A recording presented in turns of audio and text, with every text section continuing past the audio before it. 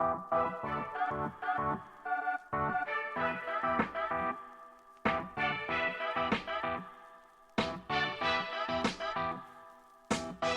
to the Scene Podcast. Hello, everybody. Welcome to the Scene Podcast. I'm your host, Justin Borak. I am so excited to be here. Now, we are an affiliate of the Scene newsletter. You know, that amazing newsletter that comes out and gives you all that cool theater content, the shows you should know, all that wonderful stuff. That's this. We are that. And that's we are they and they are we. But the difference is this is an audio version and I'm a goofy theater content maker. So that's how we change. Now I know what you're wondering. Who are you and why should I care about you? And let me try to argue why you should. My name is Justin Borak. I'm sorry I'm getting into it so weird. My name is Justin Borak. I'm a theater influencer. You might know me from TikTok. I have an account called Mediocre Jokes, but I do a series called Here Are 3 Plays You Probably Don't Know, and if you do, let's be friends. I'm kind of known as the nerdy theater librarian of TikTok because I am obsessed. I'm obsessed with plays, and the people at the Scene saw that. They also saw the plays that I've written. I wrote 2 plays that are published, Community Garden and Cabin Chronicles, both published through Play Scripts that have been really fun to put on. I love writing theater for high schoolers. I love writing theater that can say something, and I just love being a playwright. It's like one of my favorite things in the world. I'm also a MFA graduate acting student right now at West Virginia University, but over everything, I am truly the biggest theater nerd in the world. And if you think you're a bigger nerd than me, I would like to challenge you in a who can name the most Tony Award winners for best plays in chronological order, starting this year and working back to the death. I will win. I am memorized to 1972, 1971. I promise. But that is me. That's who I am. That's me. And I should also introduce my producer, KJ. KJ, how are you? Hey, Justin, doing pretty well. I'm excited to be behind the booth putting this together for y'all and finding new ways to make everyone a theater person. Oh, that is amazing. I'm so excited. KJ's an amazing editor. KJ's an amazing producer, and we are so excited to give you guys this podcast. But what you're probably going to ask me is, Justin, what is the Scene Podcast? Incredibly fair. Let me talk to you about it. Each episode is going to run about 15 to 20 minutes with a bunch of different segments. It's a segment-based show. Some of these segments are shows you should know, Theater in a Minute, Speedrunning Theater. The 2 big ones, though, are Theater in a Minute and shows you should know. Every episode, I'm going to recommend a couple plays, a couple musicals for you to read. Every episode, I'm going to, in just a minute or two, explain to you something in the theater world, whether it's a historical theater person, a historical theater place, the Tony Awards, anything like that. I'm going to try to break it down as fast as I can because this podcast is made to be a goofy, fun way for you to hear and learn and nerd out about theater on your commute to work. That's our goal, and that's all we want to do. We want to give you bite-sized theater information. On top of Theater in a Minute and shows you should know, we also have a couple rotating theater segments, which is super fun. It's going to span from interviewing playwrights and theater makers and educators to me goofing around with my friends and making up ideas for plays, to me talking about my favorite regional theaters, to me talking about my favorite musicals. Just really, this podcast is the people at the Scene saying, hey, we make a newsletter all about theater and nerding out about theater. And Justin is the biggest theater nerd on the planet. So we kind of match up pretty well. And I would have to agree. Also, we hope you make you laugh a little bit on this commute. I was a Chicago comedian for a long time, and I love goofing as much as I love theater. So hopefully those combine a little bit for a fun, cool theater podcast on your commute. But I've been talking far too long in this opening segment. I am so excited you are here to join us on this first episode of the Scene Podcast. We are going to be coming out a bunch, and we cannot wait for you to listen to our stuff. But let's get to the first freaking segment. I'm so excited. KJ, take us to the first segment. Shows you should know. All right, everybody, it is time for one of my favorite segments in the world, Shows You Should Know, where I get to tell you all about plays that you might not know about, but you really need to. And this first play is an absolute banger, Achilles and Sparta by Char White. If you don't know Char White, they just made their Broadway debut with Pictures from Home with Nathan Lane in it, I believe, and they wrote a brilliant play called The Other Place. I saw it at a theater called DeBoma in Cleveland. It is brilliant. But Achilles in Sparta tells the story of Helen and, the tragedy that befalls Sparta, the classic Greek story, but this is specifically written for young actors. Shar uses, short, highly theatrical scenes, monologues to tell the story of a nation marching towards an inevitable conflict in the fall of a hero. This play is brilliant.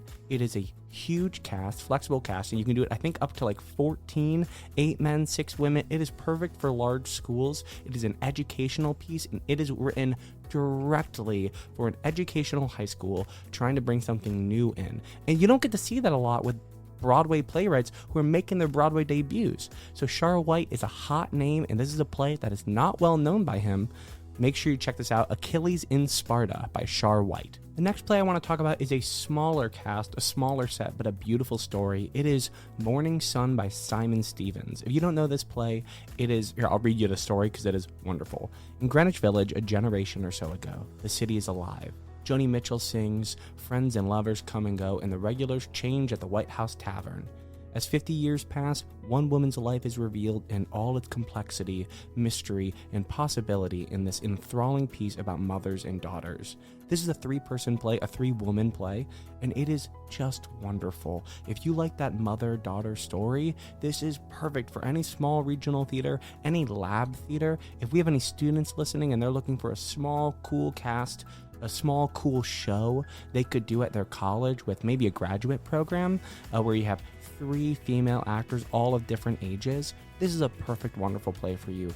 We have heard that people love it. It is highly produced, and we would love to see it done at your school, at your theater as well. Morning Sun by Simon Stevens, a brilliant play about mothers and daughters that you need to get on your stage as soon as possible. And finally, let's talk about the musical that the entire world is talking about, Back to the Future, the musical, written by Bob Gale and Alan Silvestri and Glenn Ballard. This musical is brilliant. It is a technical masterpiece. It is absolutely wild. The winner of the 2022 Olivier Award for Best Musical in London. The play follows the story of Back to the Future, when Marty McFly finds himself transported back in 1955 in a time machine built by the eccentric scientist Doc Brown. He accidentally changes the course of history. Now he's in a race against time to fix the present, escape the past, and send himself back to the future. You see what I did there? This musical is just absolutely gorgeous. I was able to see it in previews when I was in New York recently, and it was absolutely wonderful. Now, while you can't get the rights to this show yet, this is a great show to know, because just like a lot of those hit musicals that were movies before it, Mamma Mia, Waitress, a brilliant one, Rocky, if anyone remembers Rocky the musical, or Groundhog's Day, a great show for people to know, and something that is absolutely taking over our theater zeitgeist. And as theater educators, as theater artists, as people, we need to know what is blowing up in our stratosphere of art and theater, and Back to the Future is the show. So make sure you check it out. Make sure you know it. Back to the Future, the musical, currently running on Broadway and the West End. Get your tickets on their website, but also just look up any videos you can. And truly, I'm not going to spoil anything, but the DeLorean is crazy. It is crazy. Oh my gosh. I lost my mind the first time I saw it. You have to see it. This has been Shows You Should Know, and I will see you in the next segment. Theater in a minute. All right, it's time for Theater in a Minute. What is that segment? I will tell you. Theater in a Minute is where I take a topic, a person, a piece of theater history, and I talk about it as fast as I can. I give you a short summary on it, if you will, while KJ times me with that ever annoying and terrible little ticking clock in the background. Today, we're going to be talking about Anton Chekov, one of my favorite playwrights in the world. And I think this could be a cool segment that you show your students and they can listen to and learn something quick. Or you just get to learn something funny while I torture myself and talk as fast as humanly possible while also trying to be articulate. Let's do this.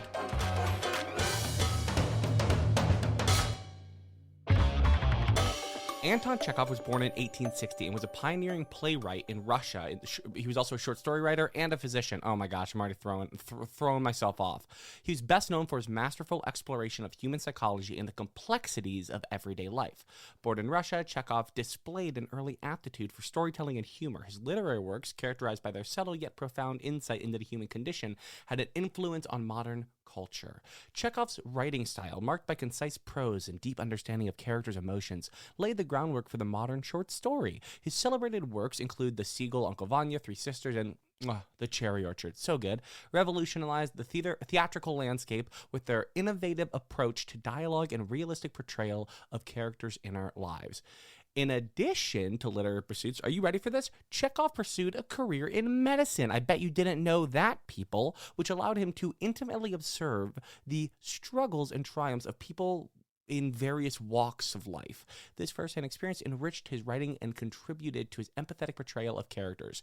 Anton Chekov's enduring legacy rests on his ability to capture the nuances of human relationships, the bittersweet moments of existence, and the imperfections that make us inherently human. His impact on literature and drama remains profound, influencing generations of writers and artists and continuing to resonate with audiences worldwide. There you go. Theater in a minute. Anton Chekov. I hope you learned something. Let's go to the next segment. If you subscribe to Broadway Book Club, click the link in the show notes to see how you can get your favorite plays straight to your door. Subscribe annually to get new themes each quarter, or choose from our specialty curated collections. What are you waiting for? Head to the show notes for more information on Broadway Book Club. So like I said earlier on this show, we're always going to have a shows you should know. We're always going to have theater in a minute, but I'm going to have some rotating segments. We have interviews coming. We have cool regional theater roundups, all that stuff. But one rotating segment that is, one, very easy for me to record, and two, very fun for me to record, is with my best friend, Erika Kuhn. Erika Kuhn, say hello. Hello. Yes, Erika Kuhn's my roommate. She's a theater professional. She's a playwright who just won a grant for her play Kill the Bird, which is great. She's an acting graduate student here at WVU. She's also the co-host with me on a theater podcast that's a lot longer than this one called Play to Z, where we get really, really nerdy. We do. We get so nerdy. For about hour and a half. So I asked, she's also my roommate, and I asked Erika to come back to our studio because we have a studio here in West Virginia. I told her to come back to the studio and to record a segment. Erika, do you know what we're doing today?